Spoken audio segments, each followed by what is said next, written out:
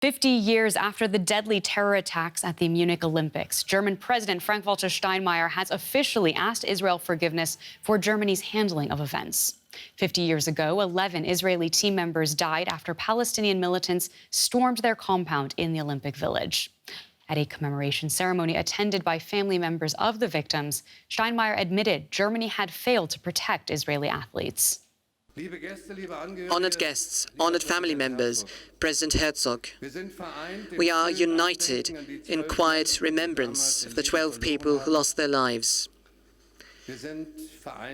We are united in sorrow, but let us not forget, it is your pain, the pain of those who lost loved ones. It is your pain which we have failed to adequately recognize for far too long. And I also know that the agreement we've now reached will not be able to heal all the open wounds. I therefore direct the following words specifically to you, whose lives have been blighted by loss, grief and pain for 50 years. We cannot make up for what happened. We cannot make up for the obstruction, ignorance and injustice you experienced. That shames me.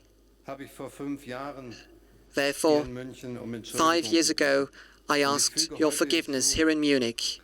And today, I add that as the head of the state of this country and in the name of the Federal Republic of Germany, I ask your forgiveness for the inadequate protection afforded to the Israeli athletes at the Olympic Games in Munich and for the woefully inadequate investigation afterwards, for the fact that it was possible for what happened to happen.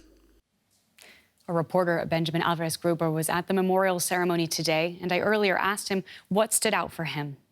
It was a very emotional ceremony, so we had strong words by German President Frank-Walter Steinmeier, who finally apologized as the head of state for the failures that we saw during this Olympic Games, during these terror attacks, not only by not being able to protect the Israeli delegation, but also by the failures by German police, poorly prepared German police that had this botched rescue attempt. They were not prepared for that, and after that, all of the Israeli athletes were killed. So we had that. It was really, really strong. We also had Israel's President Isaac Herzog and Anki Spitzer, who's the widow of one of the Israeli athletes. She said that many have asked her if there's now closure for her, but she said that the closure will never come. There's always will be a hole in her heart, and that it was so important for them to continue pressuring the German government to finally find an agreement on not only compensation but also on see exactly to find out with the Commission what happened on the day and to finally take responsibility as the state of Germany. And did we hear more from victims' relatives? How did they react to the apology?